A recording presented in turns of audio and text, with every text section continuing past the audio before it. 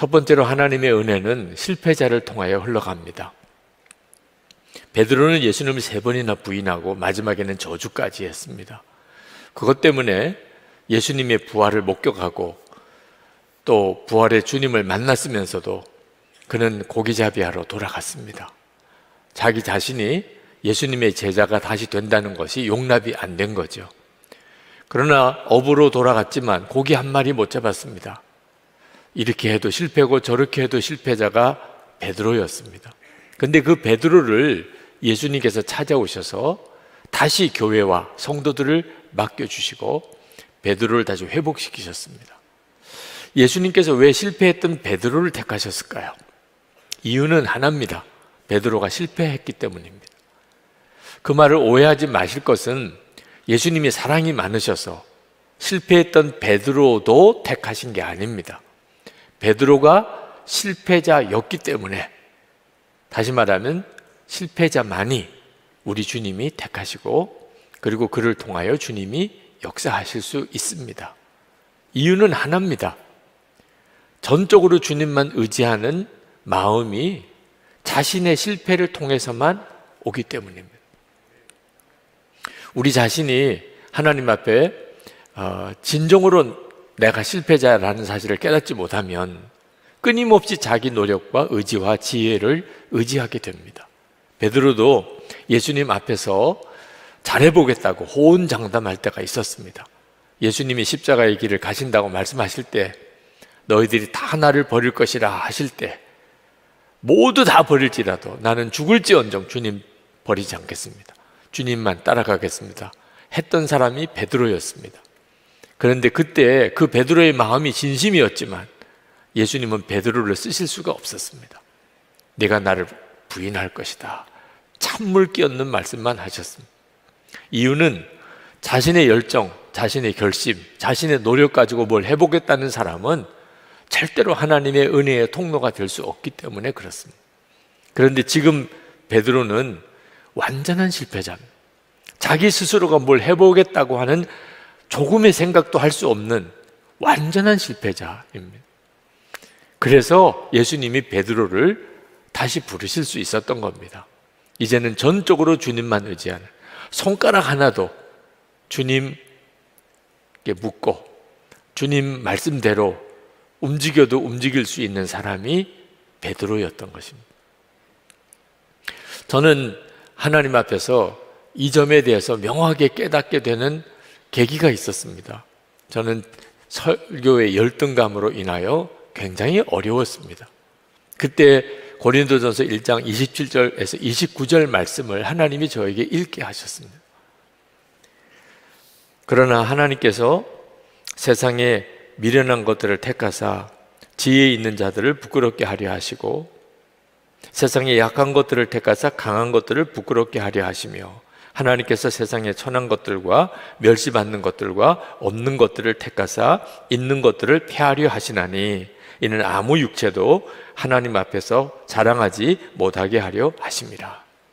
저는 이 말씀이 이해되지 않았습니다. 하나님께서도 유능한 사람, 실력 있는 사람을 쓰시면 훨씬 더 많은 일을 하실 수 있지 않겠습니까? 3일 동안 말씀이 제 마음에 와 닿지 않았습니다. 그러나 깨달아지는 것은 이 말씀은 이해가 되고 믿어지는 말씀이 아니라는, 믿을 거냐 안 믿을 거냐 선택만 해야 한다는 것.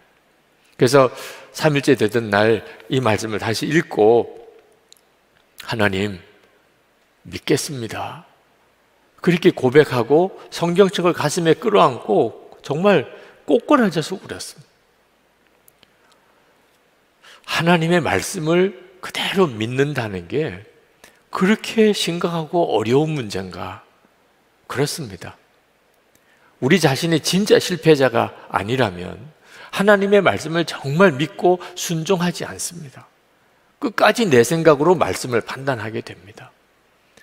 그리고 제 안에 그 설교의 열등감, 나는 약해서 안 돼, 이 생각이 무너졌습니다. 선한목자교회에서 목회를 돌아보면 정말 하나님이 하셨습니다. 저의 실패를 통하여 주님이 비로소 주의 일을 하실 수 있었던 거죠. 그러니까 은혜인 거죠. 두 번째로 은혜는 어떤 사람을 통해서 흐르는가? 우리 주님을 사랑한다는 고백이 되는 사람을 통하여 주님의 은혜는 흘러가게 됩니다. 예수님께서 베드로에게 3번 네가 나를 사랑하느냐 그렇게 물으심으로 주님을 향한 사랑 고백을 하게 하셨습니다. 이것은 베드로가 예수님을 3번이나 부인했었기 때문에 그 부인했던 것에 대한 죄를 씻으시고 그 상처를 치료하시는 의미로 말씀하셨던 것도 맞습니다. 그러나 더 중요한 것은 이제 주님의 양떼를 맡으려면, 목양을 하려면 주님을 사랑한다는 고백이 있어야만 할 수 있기 때문에 주님이 베드로에게 내가 나를 사랑하느냐 라고 물으시고 내 양을 먹이라 그렇게 말씀하신 겁니다. 베드로가 그 이후에 어떤 삶을 살았겠습니까? 한 가지 분명한 것은 베드로는 어떤 사람에게도 나는 당신에게 실망했습니다. 나는 더 이상 당신을 믿지 못합니다. 당신을 신뢰할 수 없겠습니다. 그런 말 할 수 없었을 거예요. 자기가 예수님을 3번이나 부인했었고 전적으로 주님의 용서와 사랑으로 다시 세움을 받았으니 베드로는 그 다음에 어떤 사람도 사랑으로만 대했을 것입니다. 실제로 성경을 읽어보면 베드로가 어떤 사람이 되었을지 넉넉히 짐작하게 만듭니다.